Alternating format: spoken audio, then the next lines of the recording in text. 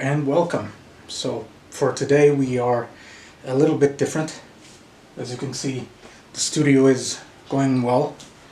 Here we have the collection of the Batmobiles, Bat statue. We have Assassin's Creed, Star Wars. It's going well. So for today we're going to focus on two parameters. One, the extreme conditions that is being enforced by EA towards BioWare. And secondly, the success of Starfield. Is it an illusion? This humongous success that it was? Is it just something on the mind of the Xboxers or Phil Spencer? We'll dive into that. Also, we are returning with the Portuguese videos, and I also have an announcement that we are now on Twitch as well.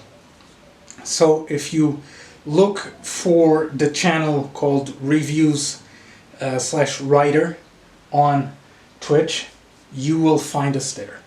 And we will be dispensing videos that aren't exactly on this channel, and possibly will not be on this channel because it's games without really a history, a storyboard.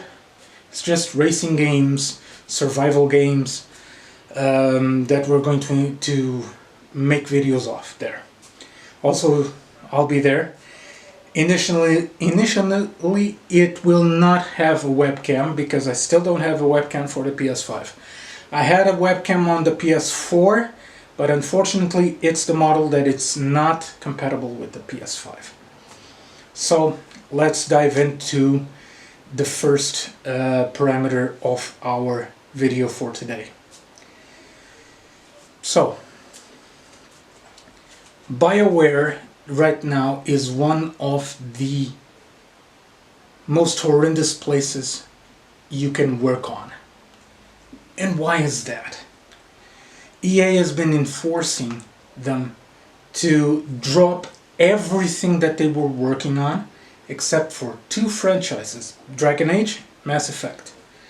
So far, so good. But we have been receiving reports, and I do have two sources inside saying that the environment is extremely caustic. That means whatever production is done in a week, only about 10% reaches the end game. Why? Because if the producers don't approve, it's not going to be there. And the producers aren't people that were brought in for Dragon Age or Mass Effect. They're bureaucrats. So they're not the most knowledgeable people to categorize a creational process. So that's going to be seen on the end product. Will it be boring? I don't know. First renditions of the Dragon Age 4 were extremely boring. So much so that the beta players started playing, and about 5 minutes on, and they would say, okay, is the combat just this? Is the storyline just this? Because I'm getting bored really quickly. And the story doesn't make sense. So that rendition of the game that was about a year ago was scrapped completely. What is going to be on the end game is radically different from that. One would hope that they learned their lesson, and we'll see. We'll see. But the conditions there are so caustic that everyone is looking over their shoulder. Why?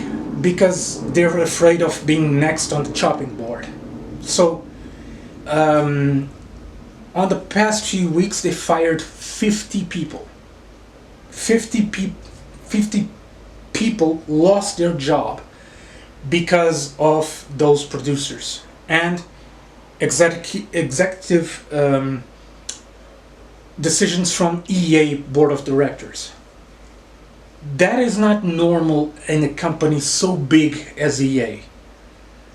board of directors don't do dismissals, they do corporate decisions. This was something personal.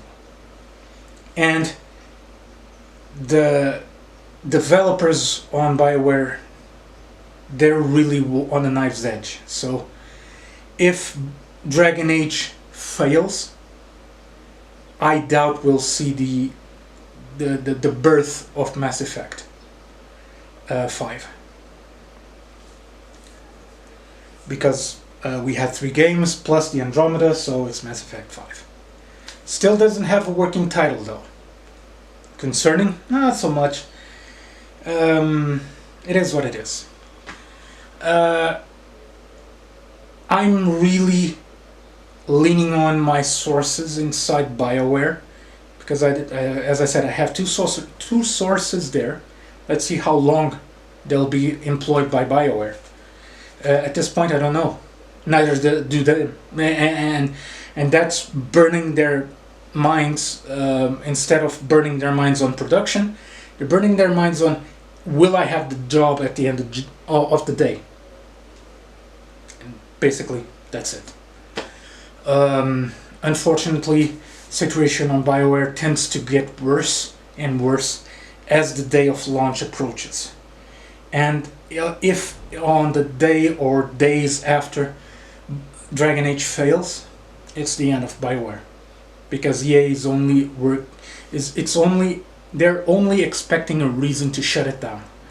And if they shut it down, it will be the same as Westwood Studios and their drop completely during 15 years of Command & Conquer. They relaunched the franchise a couple of years ago with the remaster, but players were expecting the remaster of the entire series, not just 2 games. So it is what it is. The situation tends to get worse, but I hope it gets better. I'll keep you guys posted. Let's go to the second topic of the day. Well, for the second topic of the day, we have Starfield. It's tremendous success. I mean, it was a game that had about 1.5 million people playing at one time on Steam. That's the latest number Steam has provided the public. And unfortunately, to me, it is not so much a success, but is a tremendous success. And I'd say this unfortunately because of the machinations behind this. Phil Spencer's buyout of Bethesda, guaranteeing this as an exclusive for Xbox, not PlayStation 5. My sources say that PlayStation is preparing a big announcement, quite possibly that they will acquire EA Games or maybe some other, but my sources indicate that it is EA Games that is in the chopping block for Xbox, and that will drop titles like FIFA, that will drop titles like Mass Effect, Dragon Age, and many, many more that will be affected by this on the Xbox. Let's not forget that Mass Effect was an Xbox exclusive, the first one, for a long time. It took about almost 4 years to be launched on the PlayStation 3, because they said that the programming level of Mass Effect was too exotic for PlayStation 3. That's a load of crap, but that's what they said. Unfortunately, this situation could have been fortunately. I would have loved to say fortunately, Starfield is a big success for Bethesda, but it is a big success for Bethesda and Phil Spencer. I don't really like that guy, because his business model is, if I can't beat him with quality, I'll beat him with quantity.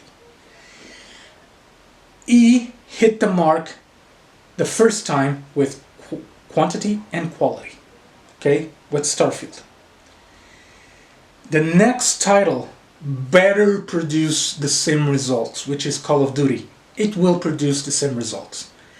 But going forward, Bethesda only being Xbox, I'm not really sure it will reach these numbers.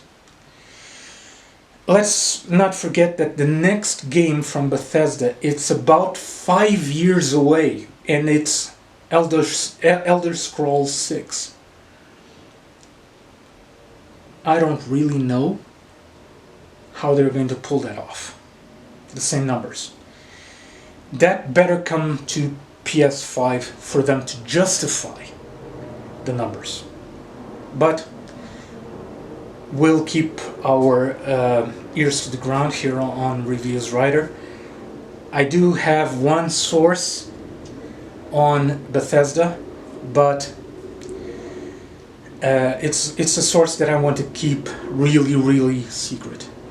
But it's about 5 years away. They really focused all their efforts to making Starfield a great game, which it is. It's a beautiful game. Would I love it on the PlayStation 5 instead of Xbox? Hell yes. Do I like it on the Xbox? Hell yes. Do I like it on PC? Hell, I don't have a PC to play that game. That game demands a horrendous setup. Really expensive. But I was lucky enough to play it on a friend's house that he has such setup, and it is a beautiful game there on the PC as well. So, is it an illusion, their success? No. They deserved that success. Phil Spencer hit the mark on quality and quantity. Will it continue to hit the mark? I don't know. But this one, he hit the jackpot, and Bethesda is to be congratulated. Xbox is to be congratulated. Phil Spencer is to be congratulated. And it is a beautiful game. If you guys have the possibility to acquire it, acquire it. Will I acquire it? I don't have an Xbox or a PC. I did the evaluation and the review on an Xbox, but I couldn't record it. My friend doesn't have a recording system on the Xbox, and the Xbox only records 30 seconds of video. So it's a game that I will have to wait and buy a new setup to test it out and review for you guys. For now, Bethesda is to be congratulated. It's a great game. Will I do a review in the future? Yes, I will. When? Don't really know. Perhaps Phil Spencer will see my video and wink, give me an Xbox. Who knows? For now, guys, this is this week's video. I hope you enjoyed. Like and subscribe this channel. We really need your help. And go to Twitch, subscribe there. I also need your help there. So if you have the chance, watch our videos there, and it's going to be fun to be more interactive with you guys. So I'll see you then, and I'll see you there, and I'll see you on the next video. Bye bye.